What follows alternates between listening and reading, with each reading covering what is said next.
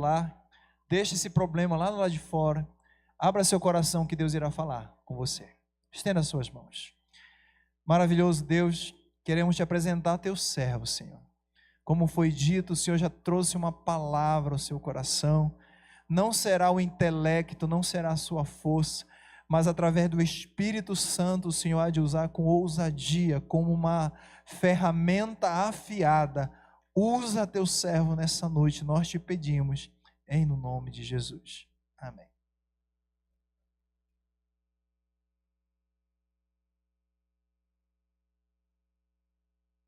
Saúde a todos, capaz do Senhor, amém? Que alegria poder estar com vocês, que honra poder estar nessa casa. Eu quero louvar a Deus por essa noite, por esse culto e por essa oportunidade que Deus me concede nessa noite. Quero louvar a Deus pelo amigo, pastor Marcelo, sua esposa, missionária Giovana, Deus abençoe grandemente no nome de Jesus.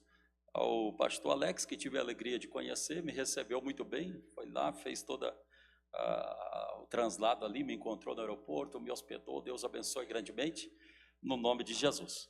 Pastor Marcelo, uma alegria, viu? Que bom poder revê-lo, e o senhor é que nem eu, não envelhece, coisa boa, né, pastor? Deus abençoe, bom te ver, viu? Que Deus continue abençoando a igreja do Senhor. Já tive a oportunidade de estar aqui outras vezes, e poder retornar a essa casa com toda certeza. Não é um presente para você, mas é um presente para mim, poder estar aqui. Eu louvo a Deus por essa oportunidade, por essa honra que Deus me concede. Amém, meus irmãos? Eu quero ler uma palavra com você. Abra comigo a sua Bíblia no Evangelho segundo escreveu Lucas. Todos que trouxeram as suas Bíblias, localize Evangelho segundo escreveu Lucas, capítulo 13. Evangelho segundo escreveu Lucas, capítulo 13.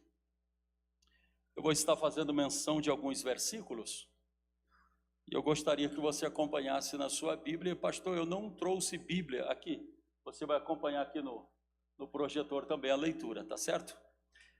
Lucas capítulo 13, versículo 6, a seguir. É uma parábola de Jesus, e eu gostaria de discorrer aqui, dentro dessa parábola aqui. Lucas capítulo 13, versículo 6, está escrito assim: e dizia esta parábola: um certo homem tinha uma figueira plantada na sua vinha, e foi procurar nela fruto, não achando. E disse ao vinhandeiro: eis que há 3 anos venho procurar fruto nessa figueira e não acho. Corta-o, porque ela ocupa a terra inutilmente? E respondendo ele, disse-lhe: Senhor, deixa este ano, até que eu a escave e a esterque. E se der fruto, ficará. E se não, depois mandarás cortar. Amém, meus irmãos? Eu quero aproveitar que você está de pé. Eu gostaria de fazer mais uma oração com a igreja. Vamos orar. Senhor, fale conosco. Queremos ouvir a sua voz. Tu és o ser mais importante nessa noite. E é o Senhor que dirigimos a nossa voz, porque queremos ser tocados pelas tuas mãos, queremos ser instruídos pela sua palavra, queremos ser guiados pelo teu Espírito. Fale conosco nessa noite.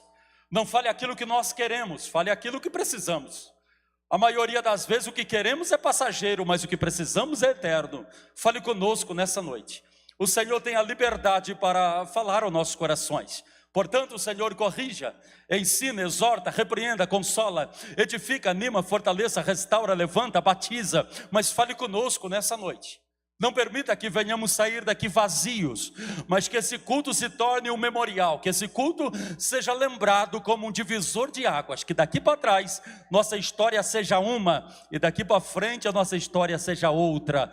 Use a minha vida, use a minha voz, que a minha vinda a Brasília seja uma resposta do Senhor para alguém que está nessa casa. Fale com a sua igreja, essa é a minha oração em nome de Jesus. A igreja digam amém. Se assente adorando ao nome de Jesus. Meus irmãos, amigos e todos que estão presentes nessa casa, parábolas era a didática preferida de Jesus. Era muito comum, e isso acontecia com frequência. Era natural Jesus estar diante de um público como esse, abrir a sua boca e começar a contar as suas parábolas. Parábolas era o método de comunicação preferido de Jesus.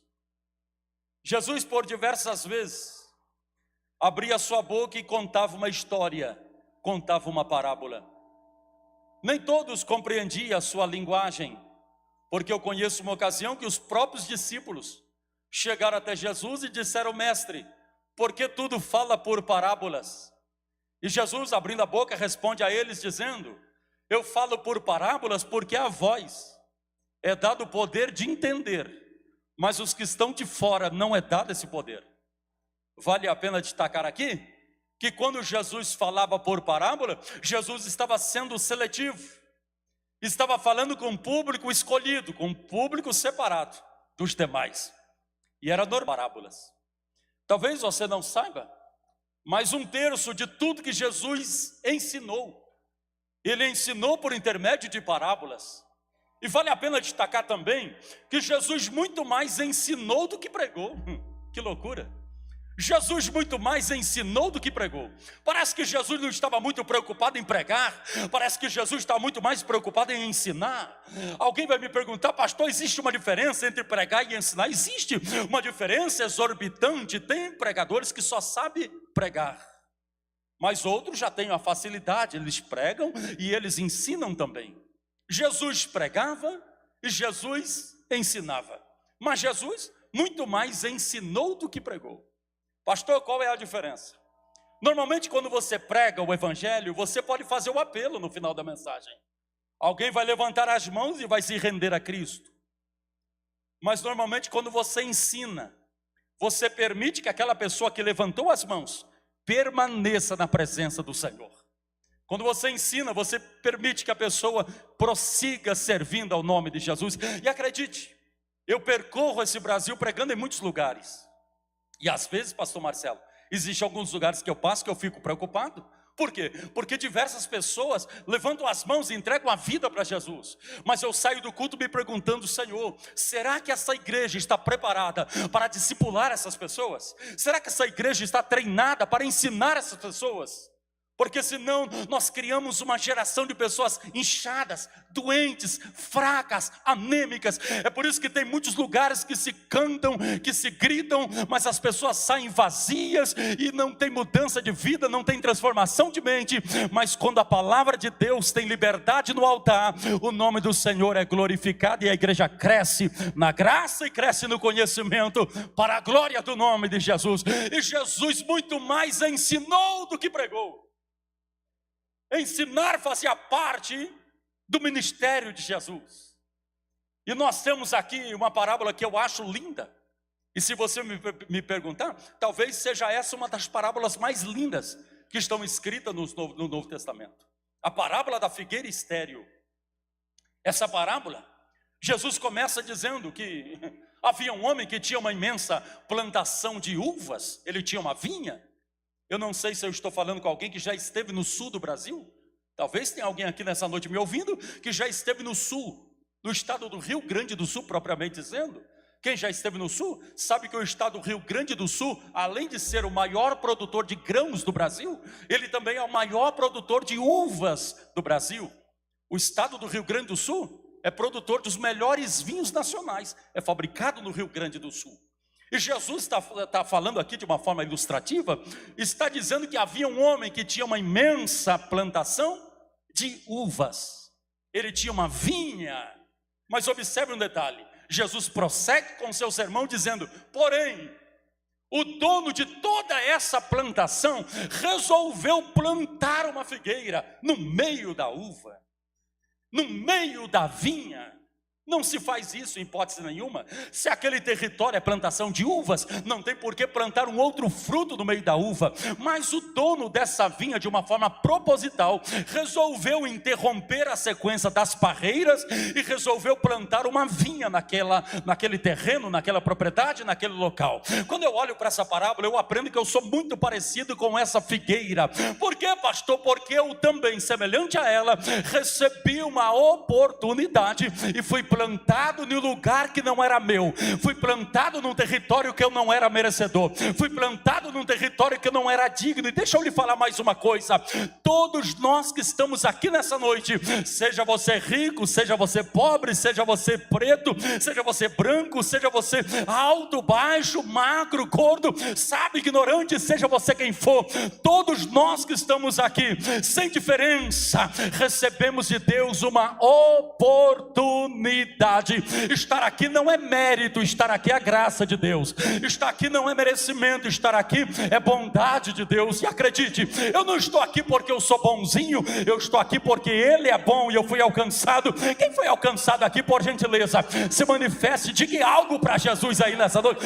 Deus está nessa casa. Fomos plantados num território que não era nosso, fomos alcançados pela graça de Deus, fomos alcançados pela bondade de Deus. Não merecíamos, não éramos dignos. Eu sei que tem alguém me ouvindo aqui, que só Deus na sua vida. Tem alguém me ouvindo que talvez nem a sua mãe acreditava mais em você, mas Jesus olhou para você, foi com a sua cara, perdoou teus pecados, apagou teu passado, mudou sua vida, escreveu teu nome no livro da vida, te concedeu graça e lhe plantou em um solo que você não merecia, lhe plantou num lugar que não era teu. Bendito é o nome do Senhor. Estar aqui é graça, pastor Marcelo. Estar aqui não é bondade, não é merecimento, não é mérito. Estar aqui é graça, bondade. A palavra que define, bondade. Não existe outra razão. Não estamos aqui porque oramos muito, não estamos aqui porque jejuamos demais, não estamos aqui porque nos vestimos bem, não estamos aqui porque somos leitores da palavra, não estamos aqui porque Deus é bom e concedeu graça e nos deu uma chance e nos plantou em um território que não era nosso. Estar na presença de Deus nunca foi mérito, estar na presença de Deus é graça. Quem está entendendo, diga algo para Jesus. Deus te deu a maior oportunidade da sua vida. Está na presença de Deus, graça do Senhor. E acredite você ou não, exatamente agora, tinha pessoas que daria tudo para estar no seu lugar. Você não tem noção, mas nessa hora, neste momento, está cheio de gente em UTIs, entre a vida e a morte. Daria tudo para estar sentado na tua vaga, daria tudo para estar no seu lugar, daria tudo para estar nessa casa adorando e glorificando ao nome do Senhor. Então nós temos que ter um coração gratos, entender que fomos alcançados pela graça de Deus. E se nós entendemos isso, nós melhoramos a qualidade do nosso culto, porque nós somos gratos. Estar aqui é prazer, estar aqui é alegria, estar aqui é bondade de Deus. Portanto, eu tenho que expressar a minha gratidão ao nome do Senhor, porque eu fui plantado em um território que não era meu.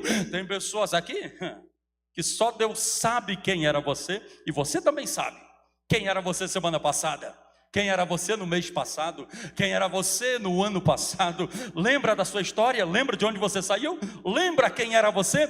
Não tinha mais saída, não tinha jeito, não tinha solução, não tinha mais o que fazer. Deus acreditou em você, Deus confiou em você, o Senhor te deu uma chance, o Senhor te deu uma oportunidade, e nós fomos plantados em um território que não era nosso. Sabe o que é isso, pastor Marcelo? Isso é misericórdia. Pronto. Misericórdia. Pastor, o que é misericórdia? Vamos lá. Jeremias diz assim, ó: as tuas misericórdias são a causa de não sermos consumidos, porque as suas misericórdias não têm fim. Renovam-se a cada manhã, grande é a tua fidelidade. Observe. As misericórdias do Senhor se renovam toda manhã, segundo Jeremias. As misericórdias não se renovam no final da tarde, nem durante a madrugada. Ele está dizendo, as misericórdias se renovam a cada manhã. E eu lhe pergunto, eu sei que você é inteligente, o que acontece de manhã, Alguém vai dizer: pastor, de manhã eu acordo, abro os meus olhos e vivo um novo dia. Pois é, Jeremias está dizendo que todas as manhãs, quando você acorda, é Deus dizendo: merecia dormir para sempre, mas estou te dando mais uma chance, estou te dando mais uma oportunidade. Sabe o que é isso? Cada dia que Deus te dá é bondade de Deus. Então seja grato todas as manhãs, seja grato pela vida, pelo dia, pela vida, seja grato pela família, pela oportunidade, pela tua casa, pela tua igreja. Seja grato por estar aqui nessa noite. Abra o teu coração, expressa a tua gratidão. Deus é bom, aleluia, em todo tempo. Em todo tempo Deus é bom. Segura. Só que tem uma coisa: a parábola, ela não para aí. A parábola vai para um novo nível.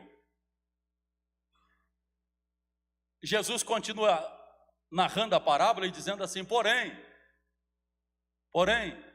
o mesmo que plantou a figueira foi o mesmo que passou depois de um ano. Vou repetir porque alguém está distraído. Jesus continua a parábola dizendo: e o mesmo que plantou foi o mesmo que passou depois de um ano. Procurar fruto. Pastor, o que é isso? Simples. O mesmo que te deu uma oportunidade é o mesmo que espera resultados de você. Vou falar de novo. O mesmo Deus que acreditou em você é o mesmo Deus que espera algo de você. E como alguém fingiu que não é com ele, vou repetir pela terceira vez: o mesmo Deus que acreditou em você é o mesmo Deus que espera algo de você. Você tem a obrigação de produzir algo para Deus. Depois de tudo que Ele fez por você, você tem que produzir alguma coisa. Depois da chance que Ele te deu, você tem que produzir alguma coisa. Depois da porta que Ele te abriu, você tem que produzir alguma coisa. Depois da oportunidade que Ele concedeu para você, você tem a obrigação de produzir alguma coisa. Ninguém está aqui para enfeitar a igreja. Estamos aqui com uma obrigação. E qual é, pastor? Produzir. Nós somos semelhantes a essa figueira plantada em um território que não era nosso, mas nós temos a obrigação de produzir alguma coisa. Quem está entendendo essa palavra, diga algo para Jesus aí. Nós temos a obrigação de produzir. O mesmo que plantou a figueira, ele passou depois de um ano procurando frutos. E acredite se quiser, Jesus está dizendo, e ele passa o primeiro ano, não encontra frutos, e volta o segundo ano, e no segundo ano, acredite, não tem frutos também.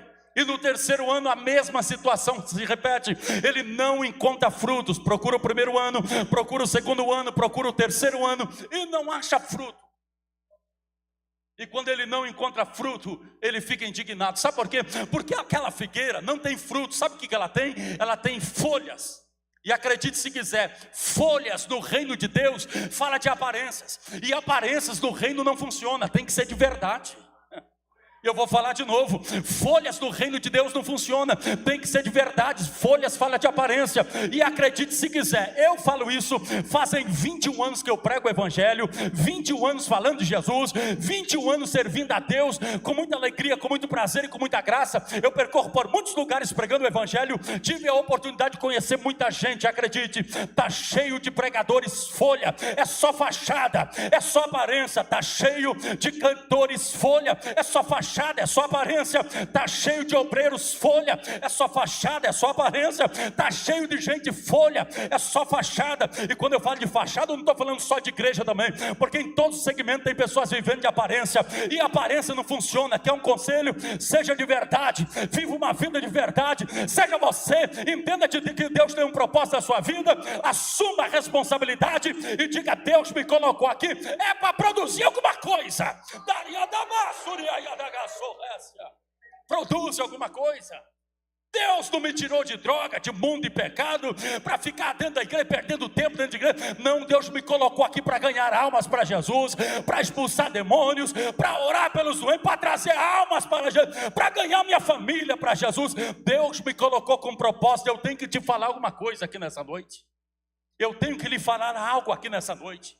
Sabe o que eu estou vendo? Se você não está vendo, o problema é seu, mas eu estou vendo. Eu estou vendo. O que é que o senhor está vendo, pastor? Eu estou vendo que Deus tem um propósito na vida de vocês. E através da vida de vocês, Deus vai fazer algo glorioso no meio da família. Ah, pastor, mas Deus vai usar fulano. Não, Deus não vai usar fulano. Deus vai usar você na sua casa. E acredite, através de você, o pai, a mãe, o filho, a filha, o esposo, a esposa, vai haver um avivamento naquela casa. Salvação de alma. Mas por quê? Porque Deus te colocou naquele ambiente para produzir. E o ambiente, pastor, não é a gente que escolhe, não. É Deus que coloca. Ezequiel 37. Veio sobre mim a mão do Senhor. Ele não está dizendo, eu fui até a mão. Não, a mão que veio até a mim. Ezequiel dizendo, a mão do Senhor veio até a mim e me pôs no meio de um vale cheio de ossos.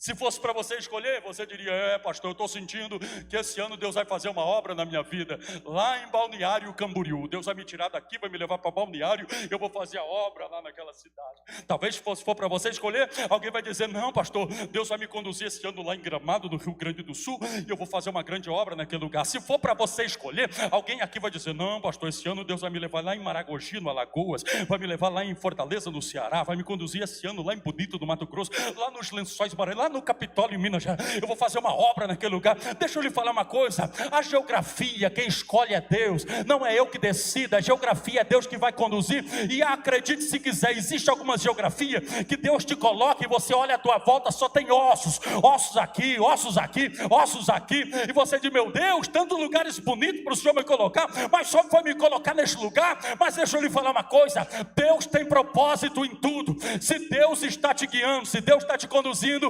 aceite o propósito de Deus na tua história e acredite, talvez a tua volta só tem morte, mas vai haver vida. Quem está entendendo? Vai haver vida, vai haver salvação, vai haver transformação de almas através da tua história, e o nome do Senhor vai ser glorificado.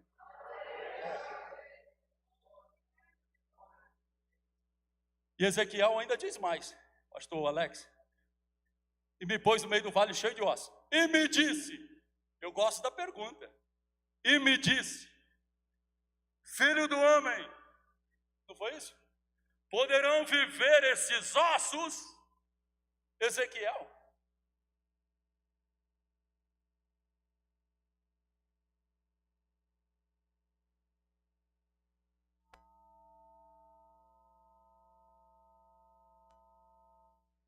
Subiu, aqui, obrigado. Pronto, voltou. Aleluia. Ou é o diabo, ou é a bateria, ou é o sonopraça. Sonopraça não é que é crente. Deve ser a bateria mesmo. Gente, estou brincando. Poderão viver esses ossos? Ezequiel parecia que era brasileiro. Ezequiel olhou para Deus e disse assim, ó, Senhor, qual que foi a resposta de Ezequiel? Quem lembra? Senhor, tu sabes. Aí Deus olha e diz, eu sei coisa nenhuma. Você abre a boca e profetiza. Que é muito fácil, né? Transferir para Deus a responsabilidade. É muito fácil transferir para os outros aquilo que é de responsabilidade nossa. Deus diz, eu te coloquei nesse vale, e quem vai ter que profetizar é você.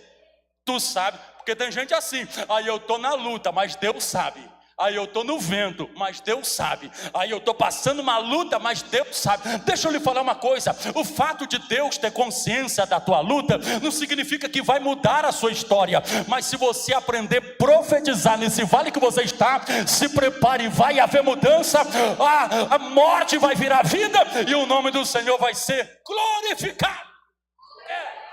Aprenda a profetizar. Nós somos treinados errado, pastor Marcelo. Eu vim de uma igreja pentecostal, sou pentecostal desde o começo da minha fé, e nós aprendemos muito a falar em línguas. Eu lembro de uma época que o pastor dizia, tem que ficar dando glória para falar língua estranha e aquela coisa, mas a gente aprendemos a falar línguas, mas muito poucos de nós aprendemos a profetizar. E Paulo diz assim, ó, o que profetiza é maior do que aquele que fala em línguas. Nós precisamos aprender a profetizar. Tem gente que só sabe falar línguas, mas não profetiza. Mas você tem que sair hoje daqui profetizando que nem Ezequiel, dando de doido no meio do vale, dizendo, ossos secos, ouve a palavra de Deus, vai ter vida, a porta vai abrir, o demônio vai sair, o nome do Senhor Senhor vai ser glorificado, minha casa vai ser de Jesus, meu marido é de Jesus. Profetiza. Profetiza. E deixa eu lhe falar mais. Essa pandemia que todos nós vivenciamos, o que eu administro um perfil nas redes sociais hoje, com quase 700 mil seguidores. E apareceu muito daqueles vídeos curtos, em short de YouTube, enfim, Reels do Instagram. E você viu vários videozinhos curtos de profetas que surgiram na pandemia, ou supostos profetas que apareceram durante a pandemia. E vocês se lembram? Quantos profetas diziam, eu estou vendo que vai morrer não sei quantos. Outros diziam, vai morrer mas não sei quantos. Aí outros diziam, estou vendo morrendo não sei quantos. Só que tem um detalhe. Profetizar morte, quando a morte já se instalou, é fácil. Qualquer um pode fazer isso. Profetizar morte num cenário caótico, onde está morrendo gente todo dia, é fácil. Eu quero ver dar de doido e fazer que nem Ezequiel, entrar no meio dos mortos e falar, ossos secos, vai ter vida, não vai ter morte, ninguém vai morrer, vai ter vida. Ossos secos, ouve a palavra do Senhor. É isso. Porque profeta, gente, olha para mim, tem que ser meio doido, tá entendendo? Ainda que você não está vendo, ainda que o cenário seja caótico, ainda que a circunstância não seja favorável, mas você tem que aprender a profetizar. A minha história vai mudar. E deixa eu lhe falar mais. Olha para mim aqui, você que olhou para o lado. Olha para mim aqui, deixa eu te falar mais. Você não depende da opinião de ninguém. A minha mãe não acredita, o problema é da sua mãe. O meu pai não acredita, o problema é do seu pai. A minha melhor amiga falou que o problema é da sua melhor amiga. Você não depende da opinião de ninguém. Fé não depende da opinião alheia. É você que tem que acreditar. E é você que tem que sair daqui profetizando. Vai ter vida, vai ter mudança. A porta vai abrir, doença vai sair. O nome do Senhor. E vou profetizar mais. No próximo culto eu vou voltar nessa casa, contar o testemunho para a glória. Quem pega o que eu estou dizendo? Vai ter milagres para a glória de Deus. É isso. Só que, olha para mim, o mesmo que plantou ali na parábola, é o mesmo que passou procurando resultado e não tinha, só tinha folhas, só tinha aparências, não tinha frutos, só tinha folhas. Imediatamente o dono daquela propriedade ficou indignado. Quer deixar Deus indignado? Olha para mim aqui, quer deixar Deus indignado? Simples.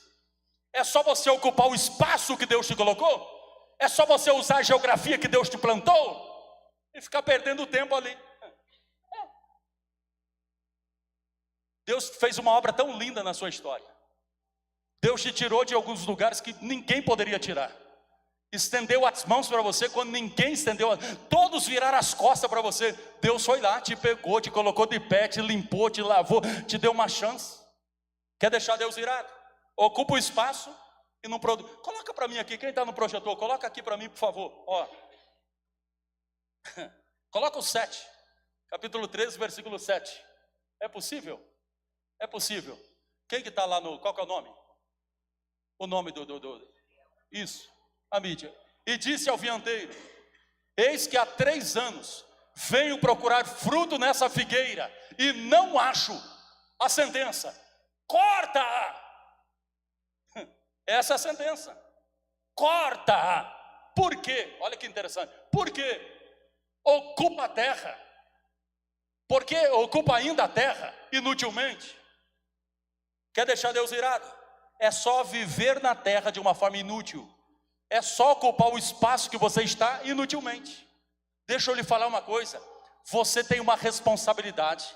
Todos vocês, todos que estão aqui, sem exceção, todos vocês que estão aqui, vocês têm uma responsabilidade. Qual é, pastor? Vocês têm a responsabilidade de anunciar Jesus para as pessoas que estão à sua volta. Lá no seu trabalho tem alguém morrendo sem Jesus e você não percebeu. No meio da sua família tem alguém morrendo sem Jesus e você não percebeu. No convívio social tem alguém do seu lado precisando de Jesus e você não percebeu. Deixa eu lhe falar uma coisa nesse domingo. Hoje se inicia mais um ciclo, é mais uma semana que se inicia hoje. Essa semana, gente, olha para mim aqui, essa semana tem que ser diferente. Essa semana tem que ser diferente. Chega de viver no conformismo. Essa semana vai ser uma semana que o Espírito de Deus vai encher teu coração, vai encher tua mente, vai encher tua boca, e você vai abrir a boca e vai falar de Jesus para as pessoas que estão à sua volta, e haverá salvação de almas. Olha para mim, eu vou encerrar. Olha para mim. Olha para mim. No dia 19 de janeiro de 2003, foi o dia que eu entrei numa igreja evangélica. Menino, novo, jovem. 19 de janeiro de 2003. Quando eu cheguei na igreja, um pouquinho mais esquisito. Tinha o cabelo comprido, pintado de verde. Pensa num sujeito esquisito. Palmeirense, pastor, pensa numa luta. Cabelo comprido, pintado de verde, tinha 2 argolas penduradas aqui. Eu fui desenganado pela medicina. Isso na cidade de Ilhabela. Eu sou nascido no litoral de São Paulo. Fui desenganado pela medicina. O doutor falou para mim que eu estava louco. Mandou procurar um psiquiatra e me tratar. Eu amassei o laudo do exame que ele fez. Joguei nele e saí bravo do consultório. Disse: louco está o senhor. Quando eu saí do hospital, eu encontrei um primo meu que era crente, que eu não gostava, porque eu não gostava de crente. E você também não gostava não, viu? Você tolerava, gostava, você não gostava. Eu saí do hospital, meu primo passou de bicicletinha indo para o culto, era 6 horas da tarde. Ele disse para mim: Jesus te ama. Eu disse: que ama coisa nenhuma, você está doido. Ele disse: Jesus te ama. Eu disse: se o teu Jesus me amasse, minha vida não estaria essa coisa que está. Ele disse: você escolheu viver assim, mas Jesus te ama e pode mudar a tua história. Eu abri o jogo e disse: Serginho, eu estou morrendo. Nem os doutores sabem o que eu tenho, eu não consigo respirar. E eu não conseguia respirar. Fui usuário de droga, bebida, desde cedo comecei a fazer muitas coisas erradas. Me perdi, minha família se separou, eu tinha 10 anos de idade. Fui para o mundo, morei em fundo de padaria, fundo de restaurante. E muito jovem ainda eu me perdi, me envolvi com pessoas erradas. E eu fui desenganado pela medicina, não conseguia nem respirar. Eu disse para o Serginho: eu não consigo nem respirar. Ele disse: o meu Jesus, ele cura.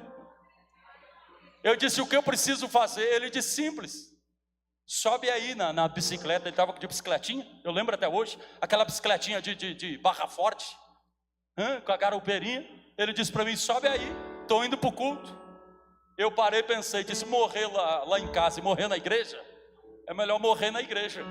Eu não conseguia respirar, de verdade. Eu respirava com muita dificuldade. Eu sentei na garupeira da bicicleta dele, abracei ele pela cintura e disse: pedala, Serginho. E ele começou, pedalou, pedalou, pedalou. Chegamos na igreja, dia 19 de janeiro de 2003. Uma vergonha, nunca tinha colocado meu pé numa igreja. Fiquei lá no fundo com ele. O culto não tinha começado ainda. Parece uma lenda o que eu vou dizer para vocês, mas era uma época que a igreja orava muito. Eu lembro que era 6 horas da tarde, a oração já tinha começado.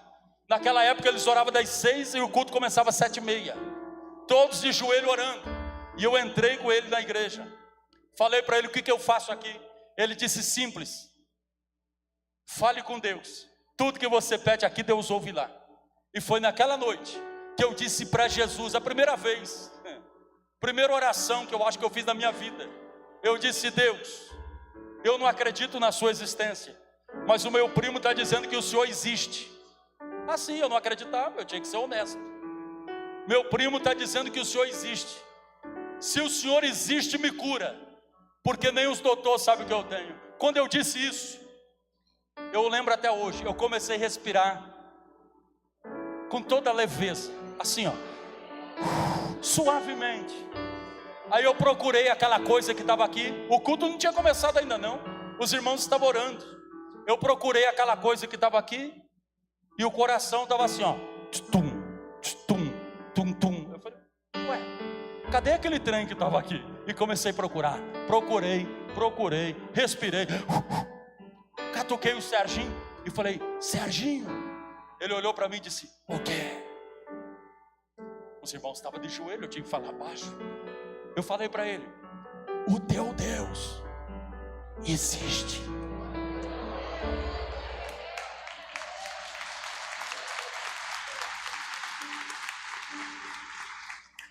Ele olhou para mim e disse... Aí eu fui curado agora. Aí ele olhou para mim e falou: aqui é normal. Ele cura todo culto. Quem está entendendo? Levante a mão assim. Fica de pé com as mãos levantadas. Eu vou ministrar uma palavra aqui nessa noite. Talvez tenha alguém doente aqui nesse culto. Talvez chegou alguém enfermo aqui hoje. Talvez chegou alguém enfermo nesse culto. Ou talvez você está aqui e tem alguém doente, tem alguém hospitalizado. Nós vamos fazer diferente.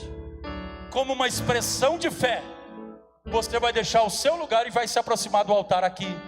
Você vai buscar uma cura hoje aqui. Talvez por alguém que está hospitalizado, talvez por alguém da sua família. Você vai sair do seu lugar e vai se aproximar aqui, ó, aqui, diante do altar. Eu estou esperando você aqui no altar. Glória a Deus. Venha, isso, venha para o altar. Você que precisa de uma resposta financeira de Deus essa semana, ok? Talvez existam algumas portas que ainda estão fechadas, e você precisa que Deus coloque as mãos e abra essa porta, e que Deus conceda essa oportunidade para você. Eu quero que você saia do seu lugar.